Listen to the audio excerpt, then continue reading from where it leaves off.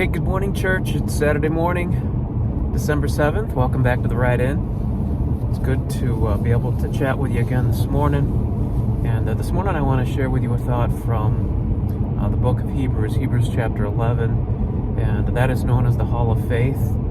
And it speaks of those who've gone before us and who lived lives that were faithful. They trusted in God, and they're our example. They were not perfect men and women, but they were believers, and they had a hope, and they lived for something that was beyond this world. And they're wonderful encouragements to us. Yesterday I had a graveside service over in Pittsford for Esther Ackerman.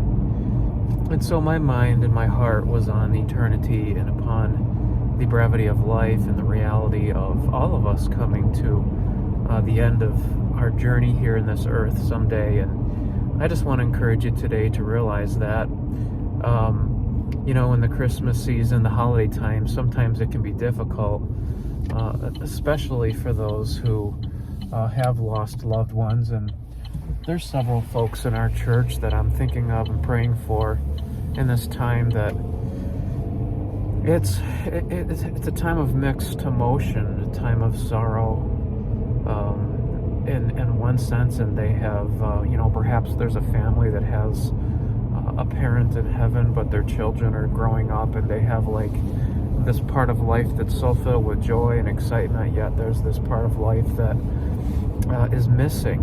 And, then there's the idea of just the things you do enjoy that you wish those that you loved were there to enjoy it with you.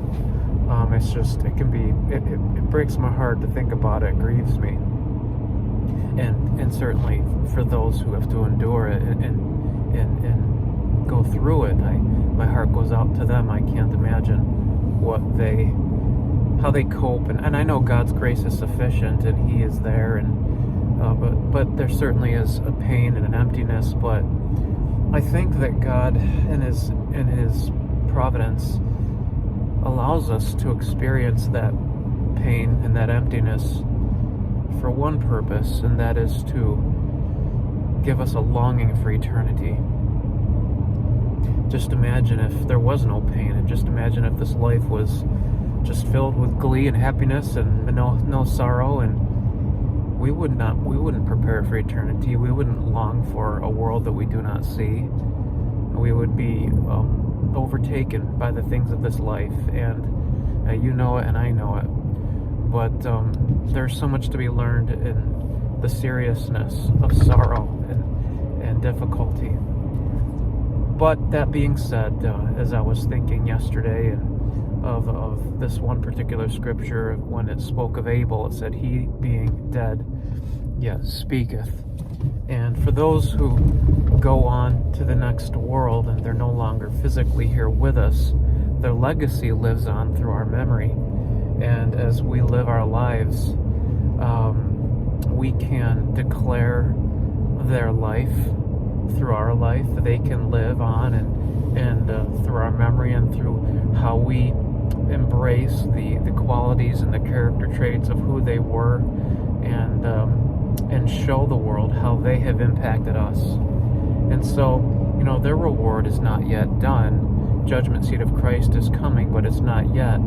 And so we can help them receive a full reward, and they can continue to influence this world through our lives as it is directly impacted by their influence on our life. So, keep those things in mind for those who you love that are no longer here, and also with the realization that, someday you won't be here. And you only have one life. You only have one chance to give it everything you've got. And someday your life will be a memory. And what message will that memory preach? And what impact will that memory have on those who knew you and were closest to you? The fact of the matter is, most of us are going to influence a very small context of people in the grand scheme of things.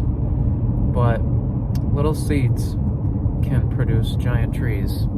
And so you just never know what kind of an impact you can make in this life in eternity when you live your life for the Lord. So I hope that's an encouragement to you today. Think on that. Lord willing, I'll see you tomorrow, and looking forward to a great day in the Lord. You have a great Saturday. We'll talk to you soon. Bye-bye.